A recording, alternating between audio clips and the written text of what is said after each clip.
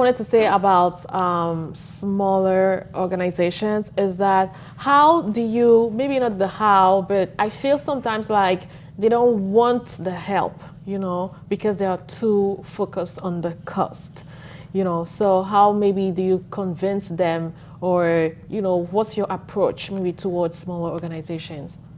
That's one of the biggest challenges with working with smaller organizations. They're always like in the go because they're like their source of income, their capital is also so little, and they're still growing. But you cannot help everybody, and you also have to keep yourself sustainable. So maybe early on, like right now, I can take those risks where I can work with whatever budget they may have. And you also have to show value of your good, like what it is that you're bringing to the table. What is the ROI for them in the long run? And what is their affordability like? So maybe package your services around it as well. But know your worth, of course. Know your worth, that's very important. And that is a challenge with smaller businesses, but not all. Like over time, once you start understanding what it is that you're offering and how is it going to create a change for the other person, and what their realities, like what is their books of accounts like, and what is their affordability, you'll be able to package yourself in a way that fits their need. Because you can buy a BMW or you can Hyundai. They're both helping you go from point A to point B. It's not like Hyundai has really bad performance. BMW is just a lot more premium. So Hyundai is also serving the purpose. So at this given point, maybe they don't need a BMW. They can just do with a Hyundai. But that's still helping them fuel the business, grow in whatever way or capacity with their budget constraints. So you just have to understand those nuances. Okay. So I also had a question. So you said something, and it just got me thinking. Nothing that will shock you or something. So it's about the accent, When you said being a change maker, and I think about myself, like I want to speak on stages and stuff. So how did you? Because I've had instances when I was working at the customer service representative job, they were like, oh, I don't understand your accent, things like that. So when I think about that, and I'm sure, I don't know if you already speak on stages or you probably want to. So how did you overcome maybe the fear of having, maybe not the fear of, or that feeling that is my accent good enough? Or is my English good enough? Or maybe have you always had that confidence when you speak in English? Wow, interesting.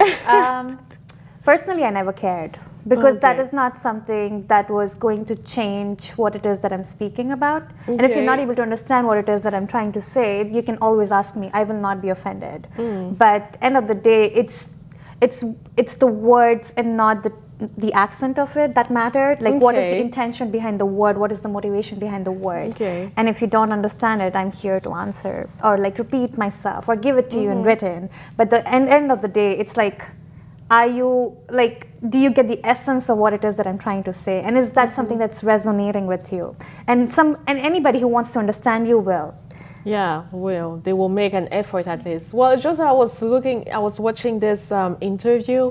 I know Donald Trump is not the best model, but I was just watching it, and it was again about the accent, and also because, like I said, I had an experience when I was working as a CSR that they call.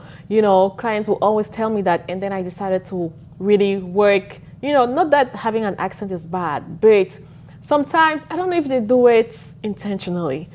Some people tell you that I can't understand you, I can't understand you, or yes, you have the right words, but they just, I don't know if they just angry at you or what.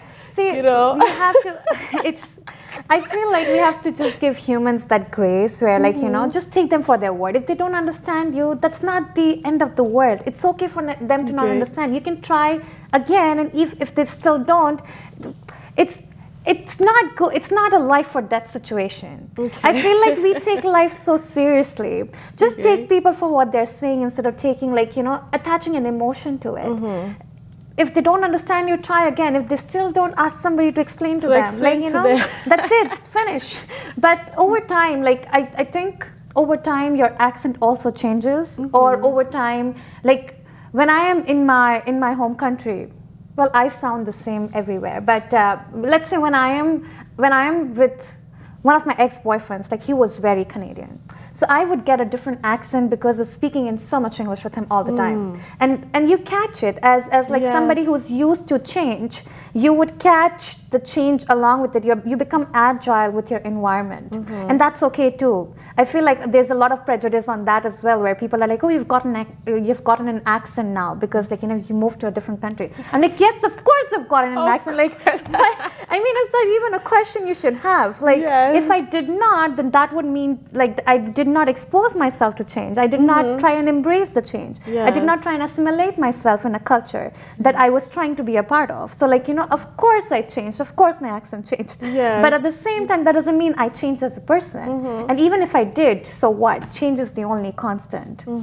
So like, I mean, everything you say just makes me to want to ask more questions.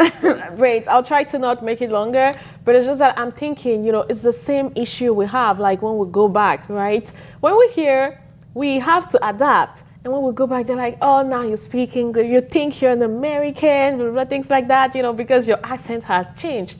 And sometimes it doesn't happen only to biracial kids, like, who don't really know where they belong. Are you white or black? So sometimes, like, are you Canadian or Cameroonian, Like, sometimes, at some point, you feel yourself in the middle. Because Canadians say that, oh, you don't speak good English.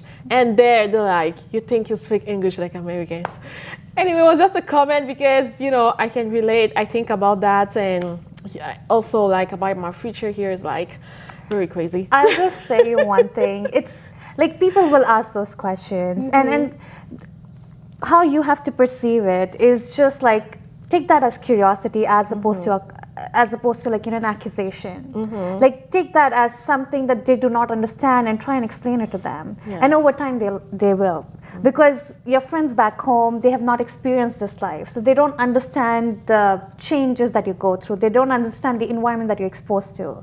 And they may be like teasing you at that given moment, but it's coming from a place of curiosity because yes, you have gotten an accent now. Yes, it looks different from when you were there with them before you moved or changed your life completely by moving to a cold country that doesn't resemble like yours and surrounding yourself with people who come from all these different walks of life. And that's a very brave thing to do. But at the end of the day, it is a change and you're going through it, but they are not. So you just have to like give them that grace, even if their tone is sounding whatever else it is. Yes, the tone is definitely not encouraging. But okay, back to business. Yes. So have you maybe noted some of the mistakes you've made so far? I mean, whether in business or in your immigration journey or like in your transition from employee to entrepreneurship, like what are some of the mistakes you think you made, and maybe you've already amended it? I don't know if I would like to use the word mistakes. I would like to use the word experiences. Okay. Because like when I did become an entrepreneur, one of the biggest challenges. Yes, challenges. Maybe we can get there. Yeah, challenges. One of the biggest challenges was understanding what it is that I'm offering, how to sell that, and how to price it.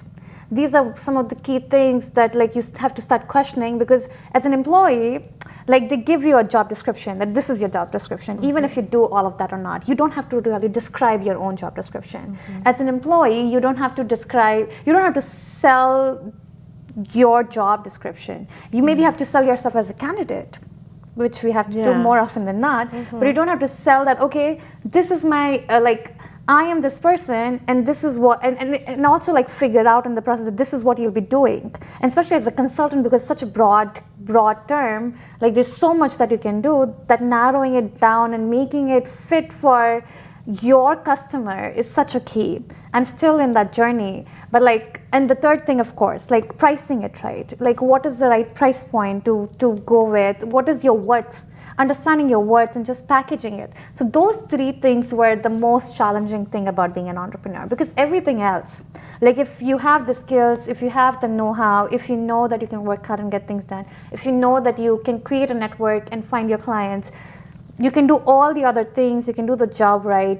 But if you don't have these core foundations of what it is that you're selling, how are you selling it, and how much are you selling it for, you won't even be able, like even if you get a client across from you and the first question they'll ask is, okay, so tell me about your charges. And if you look blank at that given point, it doesn't look good on you. And I've been across that. So, but the first thing that happens that makes you question, because like when I started as an entrepreneur, I didn't necessarily know firsthand a lot of entrepreneurs. I didn't know what it takes to be an entrepreneur. I just knew that this is what I want to try next, like most things in life. So I didn't even know the right questions to ask myself or from another entrepreneur in terms of, so what next, or what does it look like? What does an entrepreneurial journey look like? But when I would sit across those clients, trying to understand their problem, because it was always about solving somebody's problem, helping somebody in their business. But so when I'm sitting across from them and trying to understand what it is that I can do for them, I would then understand, okay, these are the things that I can do. So the more conversations you would have, the more interactions that you allow yourself to be a part of, the more you learn those things about yourself and about your customer. So those experiences really helped me, like, go through the whole process of understanding what my services are, understanding how much is the customer willing to pay, understanding how much I need to be sustainable, and that's still a process, and it'll keep evolving with your needs and time and economy. But end of the day, like those are some of the key challenges, I would say. Of course, there are other emotional and psychological challenges in terms of feeling alone. It's a very lonely, long journey to be, and especially if you like. I don't necessarily have a family. All my friends here they work for some organization or the other. Yeah, especially if you don't have those friends, who are also entrepreneurs. Yeah, so it's different because they don't always understand what it is that I do, or like how I'm going through with life, or they sometimes don't even want to ask me how my business is because they're afraid that it may not bring me joy to answer. Yeah. And then I'm just like, oh my God, are you walking around eggshells? But it is lonely. It is definitely, so it's not for the faint of heart. And there will be so many nights when you would just be like, what am I doing and why am I doing this? And so it's very important to remember those. What are you doing and why are you doing those things? Because the how will come over time, but the why is what drives you. Yes.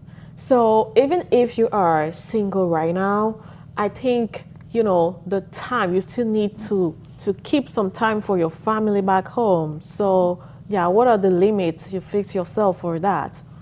Oh, so no, I have a very active life. Like today also, like I go to farmer's market every Sunday. I meet my friends at least once or twice a week. Because it looks like you're a alcoholic. Oh. A workaholic.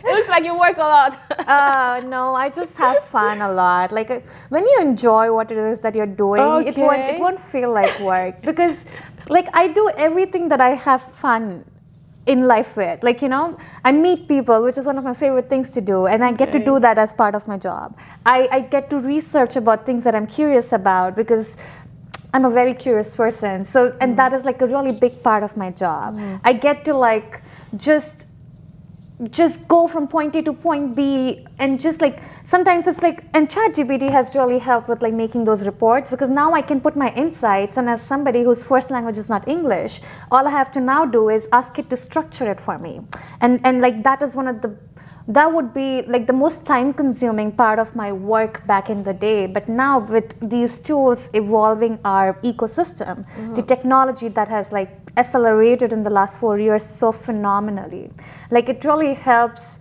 making that easy. So like, yes, there are days when, because until you actually win that contract, win that client, that is the toughest leg. But once you are there, once you have that client, once the work starts, it's like, it's all fun. So that helps. And making time for family, because there's a time difference. I get to speak with them like at night when I need that break, or in the morning. My dad complains sometimes, like last night he was like I texted you like 2 days ago and I have still not received a response. And I'm like, you texted me yesterday. He's like, that was like 2 days ago for me. And I'm like, I am getting to all my messages, So he's like, oh, I'm not a priority anymore. And I'm like, different times, different priorities, and that's okay. Yeah, that's tough. Like even for family, sometimes, you have a work, you have deadlines. Like it's not always easy. Yeah, I feel like. That's another good part about being an entrepreneur. Your deadlines, you define your deadlines. So that, like, I have a tendency of putting too much on my plate, which is not healthy. I wouldn't recommend it. but like, it is very important to manage your time well, because as an entrepreneur, if you're not organized, it can get you in trouble. It can lead to burnout. Yes, definitely, because there are so many small things. Yes, and you should have a good management. Yeah. We are almost getting to the end. Two last questions. So the next question is about Canada, and Indians.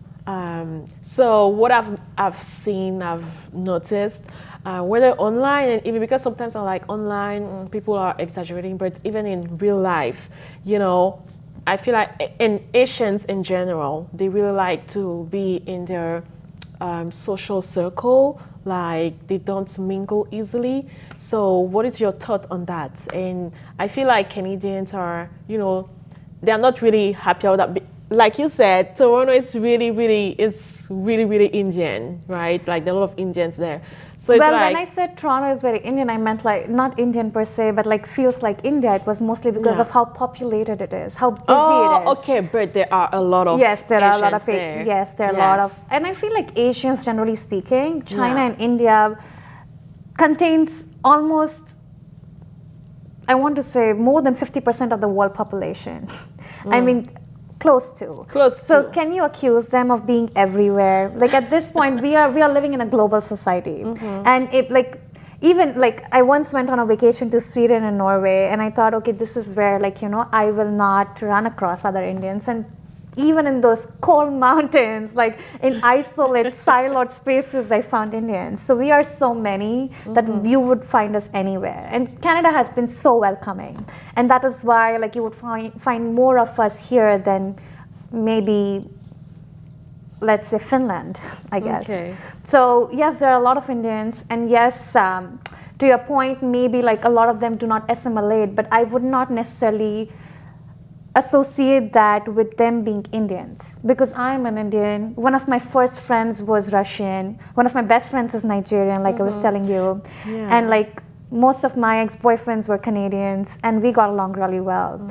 Yeah, there are always exceptions, but we're talking about the generality here. And that is, yes, I would sometimes feel like maybe my countrymen or women are not as, maybe they do not mix with others, but that's not necessarily true, because the more people that I come across, the more I realize it's a two-way street. They may be very different, and could be the reason why a lot of people may not be because it's a shock. I don't know if you've ever been to India, but if you go back home, if you go to India ever, you'll see how different life is, from the public transport that you take to the sidewalk to just cars on the road to just a basic purchase at a convenience store. Everything looks so different. The way of life is so different. Your everyday schedule looks so different. The way you start your day to the way you wrap it up, the way you go about life. People think, okay, I'm living in Canada, my life must be so glamorous. But then they don't realize that I'm doing all my chores by myself. I'm cleaning my place. I'm cooking for myself. I'm keeping it tidy. I'm paying my rent and doing all the work on the side. Back home, you've got 3 different helpers coming in to somebody to cook for you, somebody to do your dishes, somebody to do the cleaning around the house, and all you have to do is take care of your 9 to 5. So, and that's a very different life. So when they come here, they experience a whole different culture shock. And that is a two-way street again, because now they don't know how to react to this, so they try and find people in the community who have gone through the process or are more in touch with what the culture here could look like. And and I think when they reach out to those people, and this is just hypothetically speaking, assumptions that I am making based on what I thought could be the reason for the way they expand their circles in Canada. So they would reach out to these other people in the community who have been in Canada for a while. And these people, once, even if they were, they have been in Canada, let's say for 5 years, and go to these workplaces that are very Canadian in nature, or have been in communities that are more, that have people from all over the world, when they meet somebody from back home, they also get that comfort from people, and they remember all those little details that about home that they would miss or have not come across. And then in that familiarity, they don't necessarily then accept the difference. They then seek what sounds familiar, what seems familiar, because there's comfort in it. Yeah. And everybody likes being in that comfort zone. And I think that then leads to this perpetual cycle of seeking people that makes you feel comfortable, as opposed to putting yourself out there and getting uncomfortable. Yes, but what I see that I think maybe Canadians might be right about, I mean, we all need balance. What I see is that, but I think it comes from the fact that they are really, they are more than maybe Cameroonians, right? It's like, they are bringing India here, right? And it's like it reduces the multiculturalism thing, like I feel like it's really spreading to the fact that Canadians feel like they are no longer at their place, I think that's or maybe they just take it on the wrong, like from the wrong side, on the wrong foot. But I try to understand, whether on like what's the discussion all about, why they think like that. I think there's a certain level of extremism here, because us as humans, we have never been good at moderating things. We always like to take things to an extreme. There are multiple factors that leading to this unrest in our economy right now because of the economic status of the country, the stagnation, the lack of productivity, the increased immigration at one point during COVID that the government may not have regulated well. And that has led to a lot of crisis situations, expensive quality of life, unaffordability of so many things, like life here in the ROI for somebody who comes here as a student is quite literally negligible at this point, because you come in, you as an international student, you spend so much money, and then you get so little return, and that is the reality or the side of things that Canadians living here do not express or understand. People comment that immigrants do not drive well on the roads. Go to any country, any city. If it's increasing in size, if it's increasing in population, no country in the world has been able to manage traffic well. There are more drivers on the road.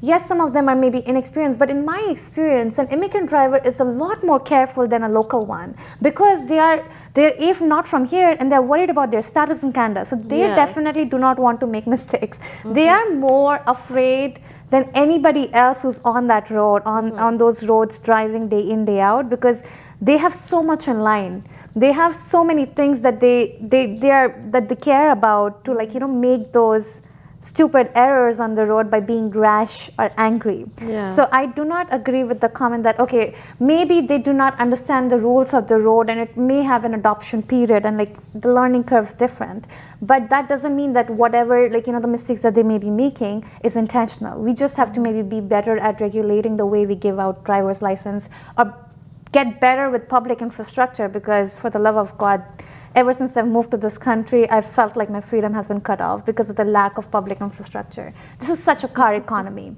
And if you create an economy around cars and then don't equip people with the right tools, the right means, learning how to drive is an expensive proposition on its own. As an immigrant, I do not have a family who can teach me, who have a car of their own, or friends who would trust me with their car, because they're car insurances and so many other things you have to consider about. So those are some of the realities that the government or the people who exist here may not understand, because they've not experienced that.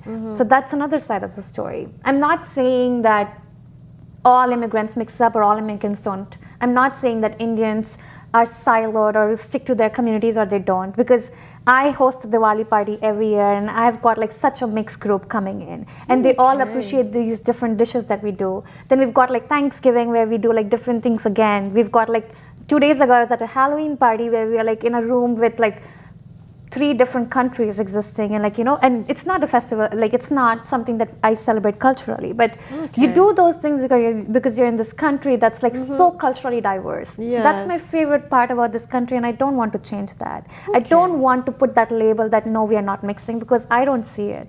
I do see as long as you're open to anything, you would be open to acceptance, and that comes from both ways. Okay, well, thank you very much for being open on that. I definitely think that I mean, people who talk, maybe we have to ask. I mean, it's my first time asking an Indian or an Asian that. So I think it's not nice to just have ideas, you know, conceptions. Preconceived notions. Yes, we need to talk to, I mean, the people who are on the bar. Yes, you know, before, I don't want to say judging them, you know, but before having preconceived, because there's no harm in asking questions, you know, as long as you're coming from a place of curiosity and a need to understand. If you approach a conversation with accusation, that looks very different. But if you're giving the other person the grace of, okay, you're coming, like when you asked me that question, I just assumed that you're coming from a place of curiosity and truly wanting to understand, as opposed to, oh, you're accusing me of like my countrymen do not mix up. So it's just like, just changing the lens on things and just being open to questions. Because like, if you don't allow people to be curious, then you're not opening yourself up to just like experiencing a different perspective. And life, you will miss out on so many things if you don't explore different perspectives, really. Well, everyone is not like you, because I can tell you sometimes curiosity, well, if it's too much, right, it can disturb maybe some people. Yeah, I don't know. That needs to be changed, really, because if you are not curious, then AI can very well replace you. Because that's the one thing AI can't do, ask questions, unless triggered to. Yeah. Okay. And last question, or maybe last thing, any advice you can give to an immigrant or a newcomer, maybe a student who would like to become an entrepreneur later, like working for themselves, any advice at all? There's so many things that's coming to mind. From your journey. Well, if you can, maybe limit to three advices. Well, this is something that's like literally on top of my LinkedIn page, but also something that I follow deeply. I say I follow this ABC model, or an ABC operating model, which basically is agile, bold, and curious. So as long as you're agile with change, you're bold with your moves, and you continue to stay curious, you'll be okay. Okay, perfect. So that summarizes it? Yes. Okay, agile, bold, and curious. Okay, that is a very, very nice point. I hope you guys enjoyed it. I hope you guys are curious. As you can see, my guest is very curious. And yeah, if you are here already a permanent resident, yes, I hope you do not take curiosity on like the wrong way. It was definitely a very insightful conversation for me. I learned a lot about entrepreneurship, about like for myself, and I hope you guys will learn more too. So do not forget, guys, we'll share this on LinkedIn, on YouTube, and I hope you can help me to keep sharing on your social media, to keep commenting. It would be nice to hear from you. It would be nice to kind of continue conversation. If you have any particular question about entrepreneurship, we'll be open to answer. And if my guest here is open to leave or drop her LinkedIn linked, of course, of course, we can also put it right below in the description of this video. J'espère que vous avez aimé l'entrevue. Pour ceux qui vont suivre jusqu'à la fin, c'était un plaisir de s'entretenir avec notre invité ici, Yamini. Et j'espère que pour tous les futurs Canadiens, déjà au Canada ou outside of Canada, I really hope that you will keep in touch. Don't forget to subscribe, like, share, and comment. See you in the next video. Bye-bye.